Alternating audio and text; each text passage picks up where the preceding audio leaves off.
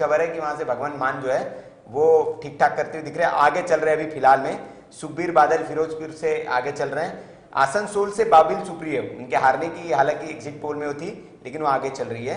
अगर हम बात करें धनकौड़ से खड़गे चुनाव लड़ रहे हैं, वहां से वो पीछे चल रहे हैं। खड़गे जी के बारे में है कि वो वहां से पीछे चल रहे हैं। गौतम गंभीर भी आगे चल रहे हैं, दिल्ली में तो सारे प्रत्याशी आगे चल रहे हैं। महाराष्ट्र से बारामती जो गढ़ है शरद पवार का, वहां उनकी बेटी सुप्रिया सुले पीछे चल रही है। सासाराम से मीरा कुमार भी पीछे चल रही है, पिछले बार भी हालांकि वो चुनाव हार गई थी।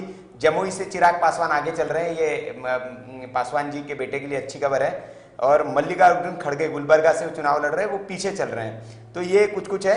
रवि किशन के लिए अच्छी खबर है कि वो आगे चल रहे हैं, हालांकि उनको एग्जिट पोल में हारते हुए दिखाया जा रहा था, लेकिन शुरुआती रुझानों में अच्छी खबर आ रही है। और बड़ी खबर इस वक्त की तो ये है कि सोनिया गांधी पीछे चल रही है। हालांकि वोटों का अंतर बहुत कम है, 171, लेकिन वो पीछे चल रही है। सुनील जी मैं आपको यहाँ पे रोकना चाहूंगा, क्योंकि आप भी जानते हैं कई राउंड की काउंटिंग होती है। अभी तो ऐसा कुछ क्षेत्र आता है जहां से वो ज्यादा आ गया तो कम आ गया। अभी किस क्षेत्र का खुला है वो ईवीएम, ये बड़ी बात है। ये भी बड़ी बात है। हालांकि ये शुरुआती है, परंतु जैसे जैसे ये स्थिर होता जाएगा, कई राउंड की जब काउंटिंग जब कंप्लीट हो जाएगी तो उसके बाद हम कुछ स्पष्ट तौर पे कहने की स्थिति में होंगे। ये ऊंच नीच होता रहता है, परंतु मोटा ट्रेंड जो सामने आ रहा है कि जो हवा है वो एनडीए के पक्ष में है। और ये साफ तौर पे हमारा जो रुझान है रुझानों में नजर आ रहा है। तो ये बाकी ऊंच नीच चलता रहता है। कई बार तो हमने देखा है कि पूरा एक तरफ हो गया, फिर वो घटता हुआ नजर आया। वो क्योंकि कई राउंड की काउंटिंग रहती है तो उसमें वो चीजें होती रहती हैं। जिन जिन सीटों पे हम पीछे कह रहे हैं, अभी जैसे सोनिया जी की बात हुई, माधव ज्योतिरादित्य सिंधिया की बात हुई, तो वहां पे ये ट्रेंड बहुत कम है, कुछ वोटों का अंतर है। परंतु पीछे चलना मतलब इतने बड़े नेताओं का पीछे होना, ये अपने आप में बड़ी खबर बन जाती है। पीछे चल रही है। और अभी इसको खबर डाल दी जाए कि सोनिया गांधी पीछे चल रही है तो लोग इसी को शेयर करने लगेंगे कि सोनिया गांधी पीछे चल रही है, सोनिया गांधी पीछे चल रही है। तो ये एक बड़ी बात है कि सोनिया गांधी इस वक्त पीछे चल रही है। और वरुण गांधी, वहीं दूसरे गांधी की अगर बात करें तो आगे चल रहे हैं। वायनाड से राहुल गांधी के लिए अच्छी खबर है, आगे चल रहे हैं। अमेठी से पीछे चल रहे हैं।